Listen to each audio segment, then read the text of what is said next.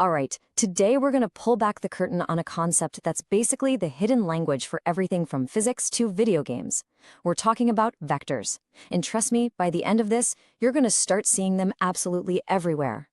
So here's a weird question for you. What does a super-powered anime hero, channeling some massive energy blast, have in common with a plain old weather balloon? I know it sounds like the setup to a terrible joke. One is all action and power, and the other just kind of floats. But believe it or not, they are linked by a really deep, really important idea in physics. And the answer is vectors. That's right. The path of that huge power blast and the drift of that simple balloon, both of their movements are described perfectly by this one powerful concept. And by the time we're done here, you'll see exactly how. So, first things first, what exactly is a vector? Well, at its heart, it's actually way simpler than it sounds. It really just comes down to two key things. A vector is just any quantity where you need two pieces of information to get the full story. Its magnitude, which is just a fancy word for its size or how much, and its direction, which way. That's it. How much and which way.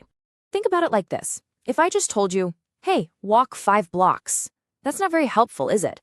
You need to know which way to go. 5 blocks is the magnitude. But when I say, walk 5 blocks north, bam, now you've got a vector. You have the magnitude, 5 blocks, and the direction, north. And here's where it starts to get really interesting. Look at this boat. It's trying to move in one direction with a certain speed. That's one vector.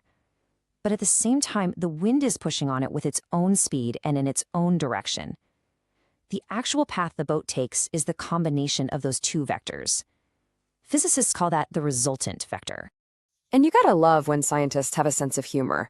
The source material we're looking at for this actually uses the HMS Bodie McBoatface in its example, which is, come on, that's just a fantastic way to make sure this idea sticks in your head.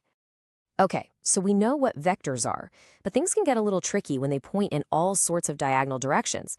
And that's where the secret weapon of physics comes into play. Components. Just imagine trying to describe a ball flying through the air at an angle. How do you plug that into a formula? It isn't just moving sideways, and it isn't just moving up or down, it's doing both at the same time. So how do we handle that?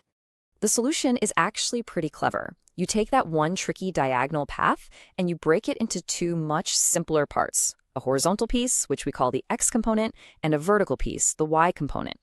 This is the whole game right here. It lets us turn a messy geometry problem into some nice, clean arithmetic. And we don't just guess what these components are.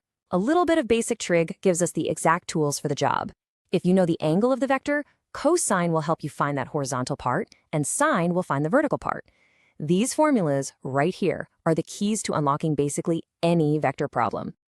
So we know how to break vectors down into pieces. Now let's look at how we put them back together.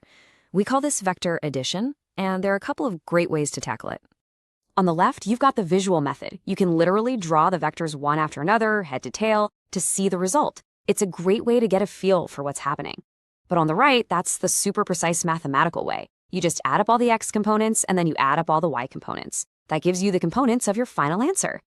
And once you have those totals, your total x and your total y, you've basically just made a simple right-angled triangle. So now you can use tools you probably already know. You use the Pythagorean theorem to find the length of that final vector, that's your magnitude, and you use the tangent function to find the angle, and that's your direction. All right, theory's great, but let's actually see how all these pieces come together to solve a real-world problem, one taken right from our source material. So here's the setup. We've got a weather balloon rising straight up at 15 meters per second. That's one vector. And at the same time, there's a 6.5 meter per second wind blowing it sideways to the east. That's a second vector. The question is, what's the balloon's actual velocity when you combine those two motions? This 5-step process is basically your roadmap for any vector problem. You break everything down into its components, add them up, and then rebuild the final vector from those new pieces. So let's put it to the test. Now, for this problem, the first few steps are actually a piece of cake. The balloon's velocity is all vertical, so that's our total y component, 15 meters per second. The wind is all horizontal, so that's our total x component, 6.5 meters per second. Done. Okay, on to step 4. We plug those two components right into the Pythagorean theorem. We take the square root of 6.5 squared plus 15 squared, and we get the magnitude of our final velocity, 17.2 meters per second. That's the balloon's actual speed. And this is so important. We can't stop there. Remember, velocity is a vector, which means an answer without a direction is only half right. So we use our tangent formula, and that gives us the angle. The full correct answer is 17.2 meters per second at an angle of 67 degrees above the ground. So we've defined vectors, we've broken them down, we've used them to solve a real problem. But why does any of this matter if you're not sitting in a physics class? Well, let's just recap the big takeaways. 1. Vectors always have both a magnitude and a direction. 2. Any vector, no matter how weird its angle, can be broken down into simple x and y parts. And 3. We can add up those simple parts to figure out the combined result. And this toolkit is used everywhere. Video game designers use vectors to calculate every single movement and collision. Pilots use vectors to constantly adjust their course for the wind. The GPS in your phone is doing non-stop vector calculations to figure out where you are and where you're headed.